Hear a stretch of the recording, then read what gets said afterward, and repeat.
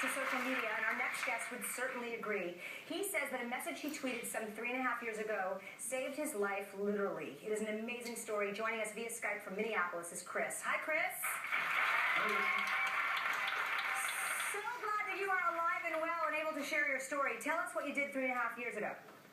Basically, what I did is I just kind of had been telling my story on Twitter and Facebook and all that, and more or less just said, I need a kidney. And that was honestly the tweet that went out right after I found out from the Mayo Clinic that I needed a kidney.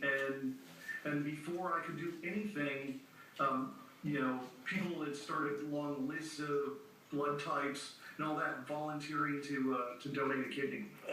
That is absolutely unbelievable. So what started out as you just kind of sharing, some might say oversharing, you just threw it out there. Did you ever think you'd get the response? Well, I secretly hoped, but it was kind of one of those things where it's like, it wasn't really oversharing. At that point, the people who were following me on Twitter were mostly friends or people who just sort of like the stuff I write or that kind of thing. So they were sort of expecting it, and it was in the more early days of Twitter as opposed to now where it's really gigantic. And it was just kind of an amazing thing because I was so depressed. I was so sad. I looked at my, when I tweeted that, I got a milkshake. It was just like, oh man, I'm gonna die. This just sucks. And then I opened up my phone, and it's like a half an hour later, and I'm like, wow. Your phone was blowing up. That's unexpected, because you just had so many people responding. So you did ultimately find a kidney through social media. Yes. And what was really kind of even more interesting about it is we built this whole community of people following the story over Twitter and Facebook.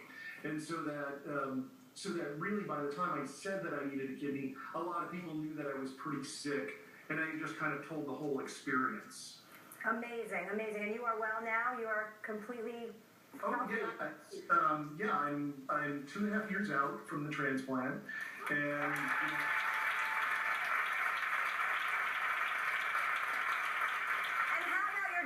You do keep in touch with your donor? I do. His name is Scott, and I talk to Scott very often.